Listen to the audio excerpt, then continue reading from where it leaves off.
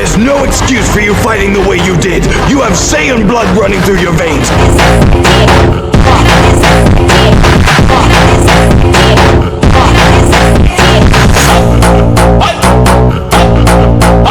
इस एपिसोड की स्टार्टिंग के अंदर हम देखते हैं कि एमयूआई गोकू अपने वेरिएंट से बात कर रहा था। इस मोड पर एमयूआई गोकू कहता है, जब हम लोगों ने डांसिंग फ्यूजन किया और जब गोजिटा आया तब हम दोनों पूरी तरीके से ब्लैंक हो गए, और फिर जब हम वापस आए तो हमने ये देखा कि हम लोग मैच हार चुके हैं। इसका क्या मतलब है? ऐसा देखा जाए तो हम लोगों ने बैटल नहीं लड़ी है। इस मोड पर लिमिट ब्रेकर गोकू एमयूआई गोकू से कहता है, देखा जाए तो हमने ये बैटल नहीं लड़ी। जो लास्ट वाली बैटल थी वो वेजिटो और गोजिटा इन दोनों ने लड़ी है। और यहाँ पर जो अल्ट्रा एगो वेजिटा होता है वो इस मोड पर काफ़ी ज़्यादा कंफ्यूज होता है कि यहाँ पर जो लिमिट ब्रेकर गोकू है वो क्या कहना चाहता है। इस मोड पर जो लिमिट ब्रेकर वेजिटा होता है वो अल्ट्रा एगो वेजिटा को समझाने लग जाता है कि यहाँ पर सीन क्या है। और यहाँ पर जो बैटल हुई उस बैटल के अंदर गोकू वेजिटा ये दोनों भी अपने वेजिटो को कंट्रोल नहीं कर रहे थे। यहाँ पर वेजिटो और गोजिटा ये दोनों अलग टाइप से बैटल कर रहे थे। ये दोनों की कॉन्शियसनेस अवेक थी। इस मोड पर लिमिट ब्रेकर गोकू एक्सप्लेन करता है कि दो ऐसे रेल्म एग्जिस्ट करते हैं जहाँ पर सिर्फ फ्यूजन वॉरियर्स रहते हैं। पहला रेल्म जहाँ पर डांसिंग फ्यूजन रहते हैं और दूसरा रेल्म जहाँ पर सिर्फ पोटारा वॉरियर्स रहते हैं। और ये दोनों ही रेल्म को अगर कोई बंदा विजिट कर लेता है तो फिर उस बंदे को उसका ओमनी किंग भी इरेज नहीं कर सकता। इस मोड पर जो गोकू वेजिटा होते हैं वो ये कहते हैं कि जब भी हम कोई फ्यूजन करते हैं तो उस फ्यूजन की वजह से उसकी बॉडी तो यहाँ पर आ जाती है, उसकी पावर यहाँ पर आ जाती है। सही कहूँ तो वो कैरेक्टर ही यहाँ पर आ जाता है, पर उसके कॉन्शियसनेस के बिना, और हम लोग उस कैरेक्टर को यूज़ करते हैं और उसे कंट्रोल करने की तरह देखा जाए तो हम उनके लिए किसी पैरासाइट से कम नहीं है। पर हमारे केस के अंदर हम लोगों के जो फ्यूजन वॉरियर्स है कहीं ना कहीं पर हमारे फ्यूजन वॉरियर्स की वजह से कुछ बैरियर्स टूट चुके हैं, और उन बैरियर्स के टूटने की वजह से उन लोगों की कॉन्शियसनेस भी यहाँ पर आ गई है। और इस मोमेंट पर जब भी हम फ्यूजन करते हैं तब हमारी जगह वो लोग यहाँ पर आ जाते हैं और हम पूरी तरीके से ब्लैंक हो जाते हैं। और जब वो यहाँ पर आते हैं तब वो अपने मर्जी की सारी चीज़ें करते हैं। इस मोड पर हम लोग इन फ्यूजन वॉरियर्स के बारे में कुछ ज़्यादा नहीं जानते, और साथ ही में हम लोग ये भी नहीं जानते कि फ्यूजन रेल्म कैसा है। बट इसका ये मतलब नहीं है कि ये फ्यूजन वॉरियर्स भी ऐसा ही सोचते हो। ये लोग हमारे बारे में सारी चीज़ें जानते हैं, हमारे लाइफ स्पैन से लेकर सारी चीज़ें, और इन्हें अंदाज़ा है कि ये जिनके पार्ट से बने हुए हैं वो कितने पावरफुल है, और साथ ही में उनकी एबिलिटीज़ क्या है। इस मोड पर लिमिट ब्रेकर गोकू से कहता है, तो मैं तुम्हें एक सच बात बताऊँ तो हाँ, फ्यूजन रेल्म को अभी तक किसी ने भी नहीं देखा, यहाँ तक कि लॉर्ड अकुमो और मदर ऑफ ऑल एंजल ने भी नहीं। बस एक ही कैरेक्टर है हमारे मेटावर्स में जिसने दोनों ही फ्यूजन रेल्म को विजिट किया है। इसकी वजह से ओमनी किंग भी उसे इरेज नहीं कर सकते।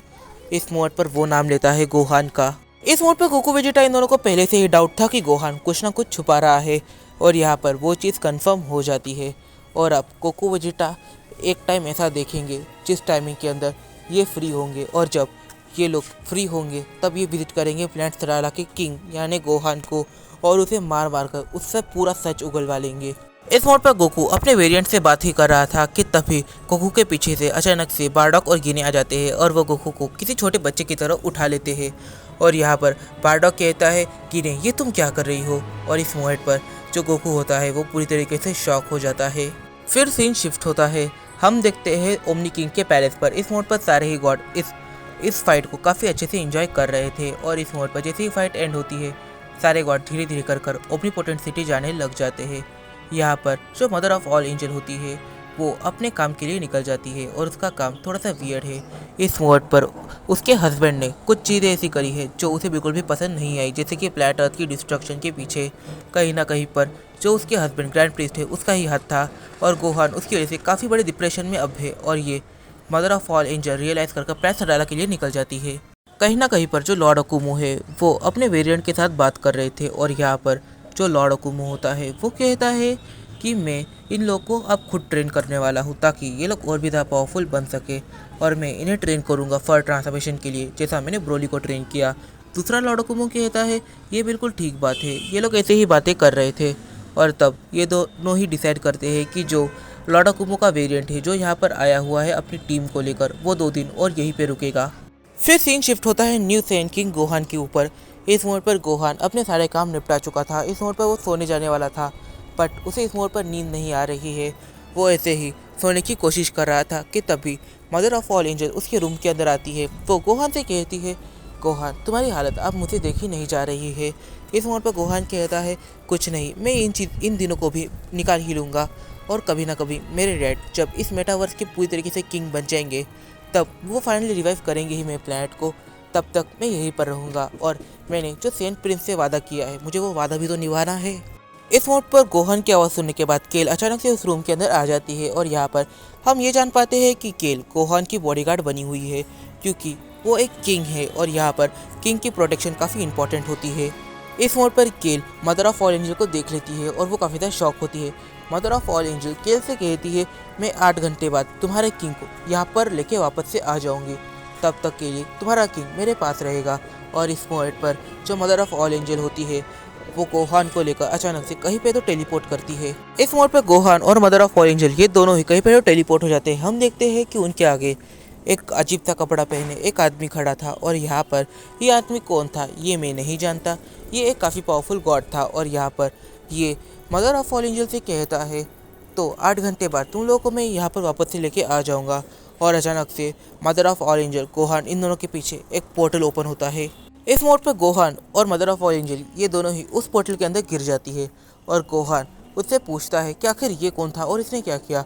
Mother of all angel explain करती है कि ये एक ऐसा गॉड है जो पूरे के पूरे ओमनीवर्स में एक लौता है और इसके पास एक ऐसी पावर है जो काफ़ी ज़्यादा वियर्ड है। ये एक मेटावर्स से दूसरे मेटावर्स में जा सकता है एक पोर्टल ओपन कर। इस मोड पर ये दोनों ही पहुंच जाते हैं उस टाइमलाइन में जिस टाइमलाइन से बिलोंग करते हैं लिमिट ब्रेकर गोकू और लिमिट ब्रेकर वेजिटा। इस मोड पर जो गोहान होता है वो विडल पैन को देखता है, चीची को देखता है, बुल्मा को देखता है, एंड्रॉयड 18 को देखता है। वो इन सब को देखने के बाद अचानक से भाग के आता है और एकदम से विडल को गले से लगा लेता है और पैन की फोरहेड पर एक किस करता है। तभी वहाँ पर गोहान का वेरिएंट आ जाता है और गोहान का वेरिएंट आकर जो इस मोड़ पर ट्रैवल करके आया हुआ गोहान होता है उससे पूछता है, आखिर तुम कौन हो और तुम यहाँ पर क्यों आए। इस मोड़ पर गोहान अपने वेरिएंट को चीज़ें एक्सप्लेन करने लग जाता है और साथ ही में वो वहाँ पर बैठे हर किसी को एक्सप्लेन करता है कि आखिर उसके टाइमलाइन में क्या हुआ और वो यहाँ पर कैसे पहुँचा। इस मोड़ पर गोहान के पास पूरे 8 घंटे का टाइमिंग था और वो 5 घंटे इनके साथ बिताता है और यहाँ पर उसे वाकई में काफ़ी ज़्यादा शांति होती है। वो चीची से बात करता है, वो विडल के साथ काफ़ी अच्छे से बात करता है और यहाँ पर वो पैन के साथ खेलता है और ये सब करने के बाद उसकी आंखों में रोना भी आ जाता है। इस मोड़ पर गोहान अपने 5 घंटे को काफ़ी अच्छे से बिताता है और फिर जो गोहान का वेरिएंट होता है वो गोहान के पास आता है। वो गोहान से कहता है, वैसे मुझे बैटल करने का मन हो रहा था बट यहाँ पर बैटल करने के लिए कोई नहीं है, क्या तुम मेरे साथ एक फ्रेंडली बैटल करोगे। तो तुम्हारी मर्जी को किरकिरा करने आ चुका हूँ मैं, रेक्स फाइटी। इस वीडियो में काफ़ी सारे सवाल निकल के आते हैं। सबसे पहला सवाल तो यहाँ पर ये निकल के आता है कि यहाँ पर क्या इस गोहान के पास लिमिट ब्रेकर ट्रांसफॉर्मेशन है, क्योंकि अगर इसके पास गलती से भी लिमिट ब्रेकर ट्रांसफॉर्मेशन निकल के आती है तो फिर यहाँ पर जो हमारा गोहान है वो इसके आगे हार सकता है। और यहाँ पर हमने लिमिट ब्रेकर की पावर्स को देख ही लिया है। और इस मोड पर जो गोकू और गोकू इन दोनों की डिस्कशन चल रही थी, इनकी डिस्कशन से हमें ये पता चलता है कि ये गोहान कहीं ना कहीं अपने अंदर काफ़ी सारी मिस्ट्रीज को छुपाए बैठा है। और यहाँ पर जो हमारा MUI गोकू है उसे भी काफ़ी हद तक अपने बेटे गोहान के ऊपर शक हो रहा है। तो क्या ये शक होना जायज़ है? और क्या इस टाइमलाइन में भी फीमेल फ्रेंड एग्जिस्ट करती है? और अगर वो इस टाइमलाइन में एग्जिस्ट करती है तो क्या उसकी मुलाकात गोहान से होगी?